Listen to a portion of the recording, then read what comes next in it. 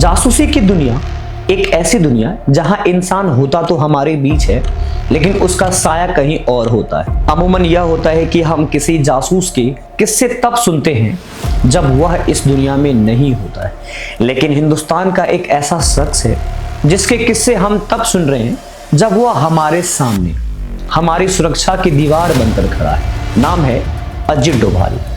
इन्हें हिंदुस्तान का James bond कहा जाता है।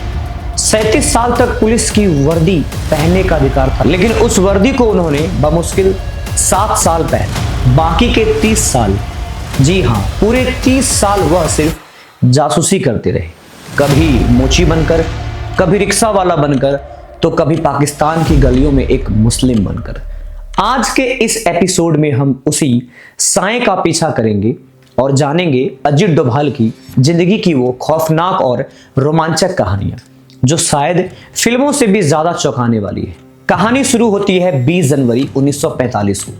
उत्तराखंड के पौड़ी गढ़वाल में एक छोटा सा गांव है जिसका नाम चिड़ी बनेसियो है। यही एक फौजी परिवार में अजित डोभाल का जन्म हुआ। पिता मेजर थे तो अनुशासन विरासत में मिला। शुरुआती पढ़ाई अजमेर मिलिट्री स्कूल में हुई और फिर आगरा यूनिवर्सिटी से इकोनॉमिक्स में मास्टर्स किया। साल 1967 में इस नौजवान ने यूपीएससी का इम्तिहान दिया और प्रथम प्रयास में ही आईपीएस चुन लिए गए।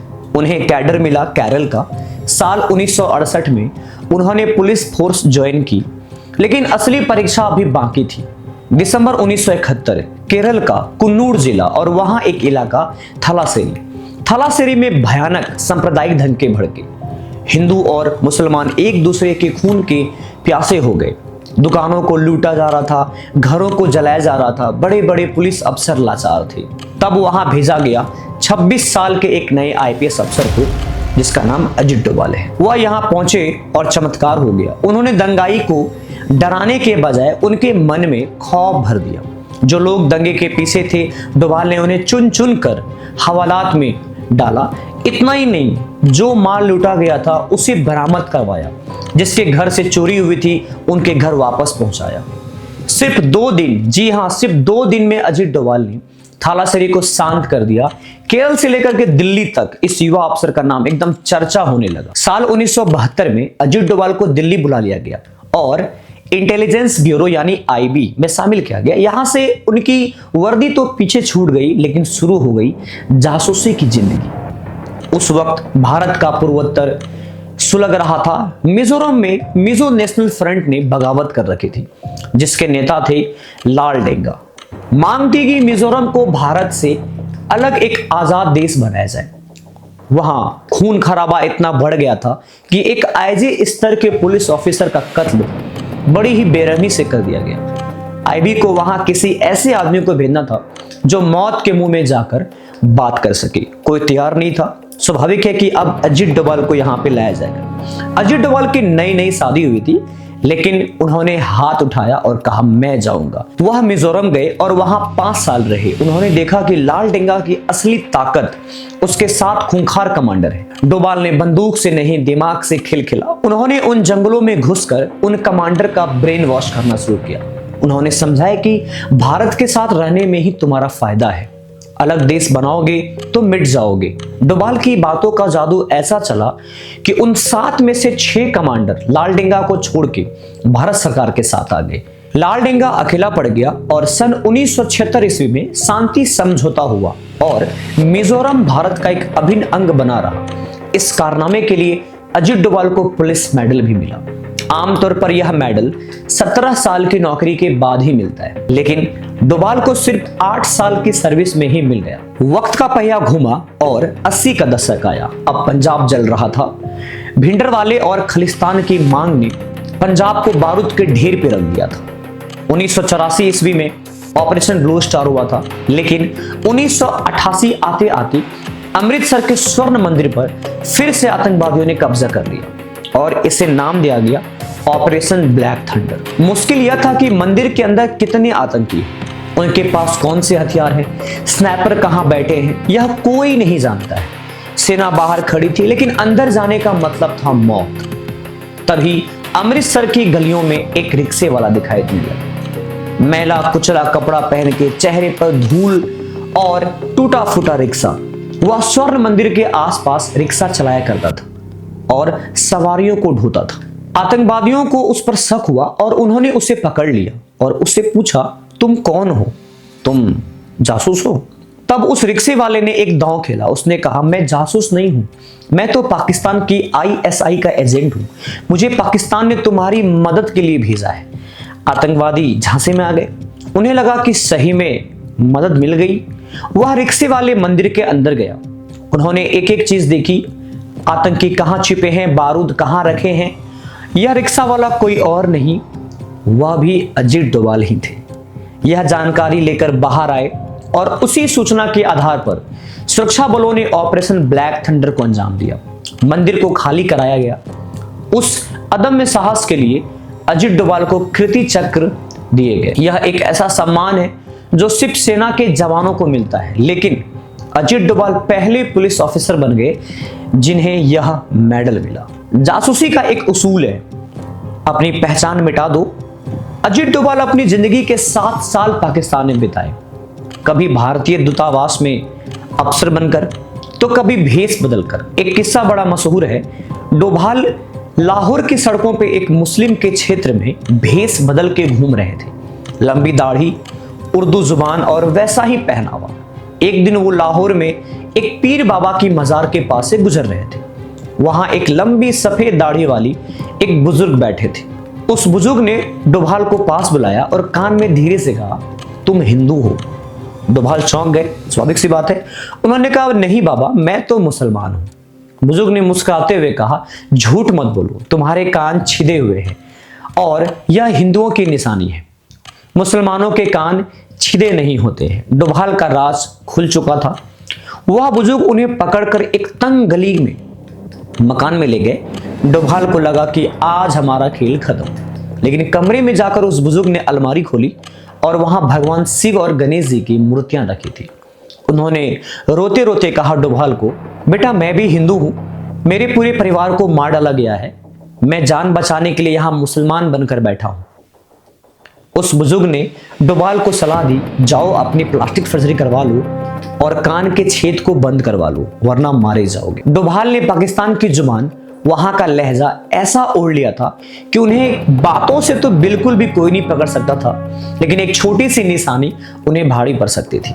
90 के दशक में जब कश्मीर आतंकवाद की आग में जलने लगा तो पाकिस्तान वहां के युवाओं को बरगदला रहा था। जब डोभाल को कश्मीर भेजा गया, डोभाल ने वहां एक अलग रणनीति अपनाई।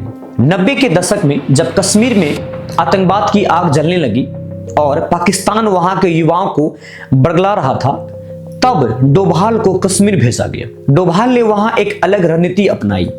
वो जानते हैं कि लोहा को लोहा ही काट सकता है। उन्होंने देखा कि कूका पारे नाम का एक खूंखार आतंकवादी जो पाकिस्तान के इशारे पे काम करता है, डोभाल ने उस कूके पारे को टारगेट किया। उन्होंने उसे समझाया और उसका ब्रेन वॉश किया। ब्रेन वॉश करने में अजीत डोभाल बहुत मजे के खिलाड़ी है और उन्होंने उसे अपने पाले में कर लिया। जो कूका पारे कल तक भारत के खिलाफ बंदूक चला रहा था, वह अब अपने 250 साथियों के साथ पाकिस्तान समर्थित आतंकियों का दुश्मन बन गया। इसी इखवान ग्रुप की वजह से कश्मीर में आतंकवाद की कमर टूट गई और 1996 में वहां चुनाव हो पाए। साल 1999 में जब इंडियन एयरलाइंस की फ्लाइट IC-814 को हाईजैक करके कंधार ले जाया गया, तो तभी वहां पे तालिबान का राज था। 180 से ज्यादा मुसाफिरों की जान खतरे में थी। आतंकवादी 100 साथियों की रिहाई की मांग कर रहे थे। तब नेगोशिएशन के लिए अजीत डोभाल को भेजा गया। यह डोभाल की कूटनीति थी कि 100 आतंकवादी की मांग सिमटकर सिर्फ 3 पे आ गई, मसूद अजहर, मुश्ताक जरगर और उमर शेख। यह एक कड़वा घूंट था, लेकिन 180 जिंदगियों को बचाने के लिए हमें ये कदम उठाने थे। इसी दौरान 2000 ईस्वी के आसपास एक और किस्सा है जो शायद इतिहास ही बदल देता। अंडरवर्ल्ड डॉन दाऊद इब्राहिम की बेटी की शादी क्रिकेटर जावेद मियांदाद के बेटे से दुबई में होनी थी।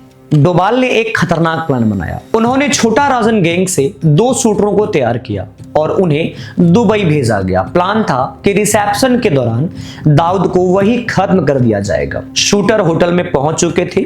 डोभाल खुद ऑपरेशन को मॉनिटर कर रहे थे। लेकिन ऐन वक्त पर मुंबई पुलिस के कुछ अधिकारियों ने उन शूटरों को गिरफ्तार कर लिया। कहा जाता है कि पुलिस के अंदर ही दाऊद के कुछ मुखबिर थे। एक बना बनाया खेल बिगड़ गया। डोभाल आज भी इस पर बात नहीं करते, लेकिन यह वो कसक है जो शायद आज भी बाकी है। साल 2005 में अजित डोभाल आईबी चीफ के पद पे रिटायर हो गए, लेकिन शेर कभी बूढ़ा नहीं होता है। 2014 में जब नरेंद्र मोदी प्रधानमंत्री बने तो अजित डोभाल की वापसी हुई। उन्हें राष्ट्रीय सुरक्षा सलाहकार बनाया, नेशनल सिक्योरिटी एडवाइजर के रूप में, और इसके बाद भारत की नीति बिल्कुल बदल गई। अब भारत डिफेंसिव नहीं, ऑफेंसिव डिफेंस पर यकीन करने लगे। चाहे उरी के बाद सर्जिकल स्ट्राइक हो या पुलवामा के बाद बालाकोट एयर स्ट्राइक हो, दुश्मन के घर में घुसकर मारने की रणनीति के पीछे असली दिमाग अजित डोभाल का ही था। एक आखिरी किस्सा जो उनकी दिलेरी को साबित करता है। सन 2014 ईस्वी में इराक में एक खूंखार आतंकवादी संगठन ISIS का कब्जा हो गया था। तिकरित के एक अस्पताल में भारत की 46 नर्सें फंस गई थी। उनकी जान कभी भी जा सकती थी। जुलाई 2014 में 59 साल का एक बुजुर्ग आदमी चुपचाप इराक पहुंचता है। वह डोभाल थे। उन्होंने वहां की जमीन पर अपने पुराने जासूसी नेटवर्क को जिंदा किया। इराक सरकार और कुछ गुप्त रास्तों से ISIS तक यह संदेश भिजवाया गया कि अगर तुम इन नर्सों को कुछ भी किए तो अंजाम बहुत बुरा होगा। 5 जुलाई 2014 को एक चमत्कार हुआ। ISIS के उन आतंकियों ने उन 46 नर्सों को बिना कोई नुकसान पहुंचाए एबिल बॉर्डर पर छोड़ दिया। भारत एक स्पेशल प्लेन लेकर गए और अपनी सभी बेटियों को वापस लेके आए। यह एक ऐसा मिशन था जिसने पूरी दुनिया ने असंभव माना था। दोस्तों, आज अजित डोभाल 75 साल से ऊपर हैं, लेकिन उनकी चाल में वह फुर्ती और आंखों में वही चमक है। वह साए की तरह देश के साथ चलते हैं। लोग उन्हें जेम्स बॉन्ड कहते हैं, लेकिन जेम्स बॉन्ड फिल्मों में होते हैं। अजित डोभाल हकीकत है, एक ऐसी हकीकत जिसमें अपना नाम, अपनी पहचान, अपने परिवार सब कुछ दांव पे लगा दिया, सिर्फ इसलिए ताकि हम अपने घरों में चैन से सो सके। इतिहास की किताब में शायद उनका नाम उस तरह ना लिखा जाए जैसा राजाओं का लिखा जाता है, लेकिन याद रखिएगा, राजा तख्त पर तब तक ही सलामत रहते हैं जब तक अंधेरों में लड़ने वाला कोई सिपाही जग रहा होता है। मैं हूं अजीत और मैं भी अजीत ही हूं, बट मैं अजीत झा हूं। और यह थी कहानी उस जासूस की जो हमारे बीच में है। और अगर आपको ये डॉक्यूमेंट्री पसंद आई तो हमारे इस चैनल को जरूर से जरूर सब्सक्राइब करें। मिलते हैं अगली एक अच्छी और बेहद ही रोमांचक स्टोरी में। जय हिंद।